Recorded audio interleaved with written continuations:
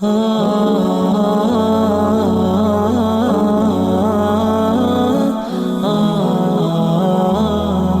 the name of Allah, most gracious, most merciful.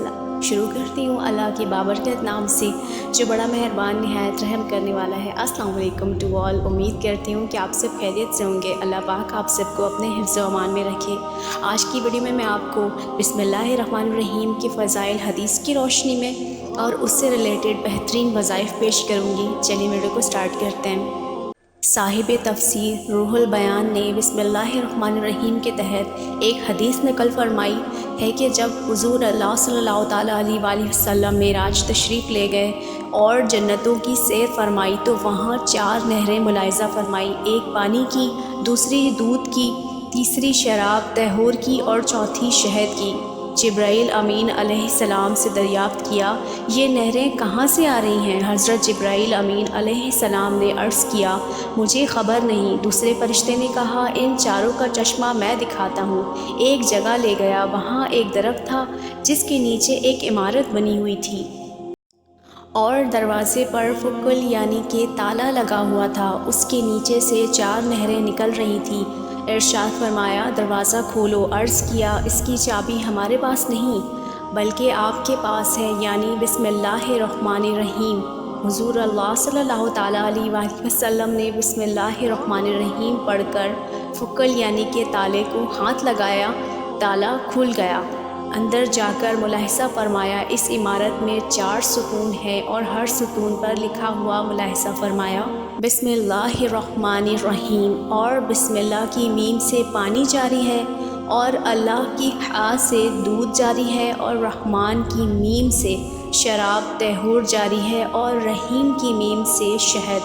اندر سے آواز آئی، اے میرے محبوب، آپ کی امت میں سے جو شخص بسم اللہ الرحمن الرحیم پڑھے وہ ان 4 کا مستحق ہوگا۔ ماشاءاللہ۔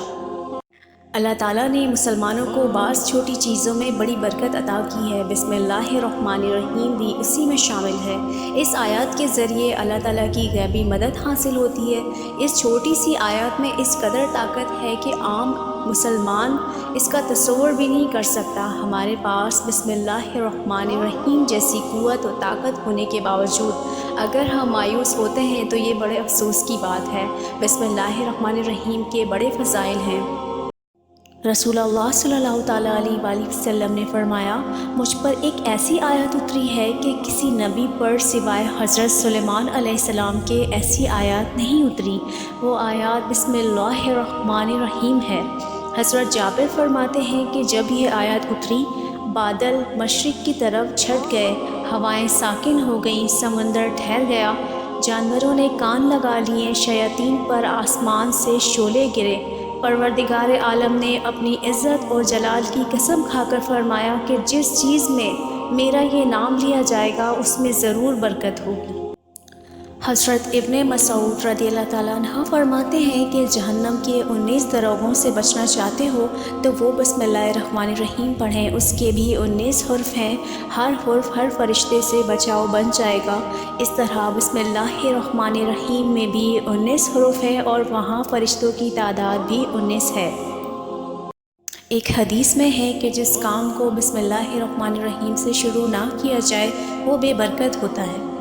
بسم اللہ الرحمن الرحیم کے وظائف: جب نبی پاک صلی اللہ تعالیٰ علیہ وآلہ وسلم کوئی بھی کام کرتے تو اس کی ابتدا اللہ تعالیٰ کے بابرکت نام سے فرماتے۔ رسول پاک صلی اللہ تعالیٰ علیہ وآلہ وسلم کا ارشاد ہے، دروازہ بند کرتے ہوئے بسم اللہ الرحمن الرحیم پڑھو، برتن ڈھانپتے ہوئے بسم اللہ الرحمن الرحیم پڑھیں اور مشق کا منہ بند کرتے ہوئے بسم اللہ الرحمن الرحیم پڑھیں۔ اس سے معلوم ہوتا ہے کہ بسم اللہ الرحمن الرحیم کس قدر اہمیت کا حامل ہے۔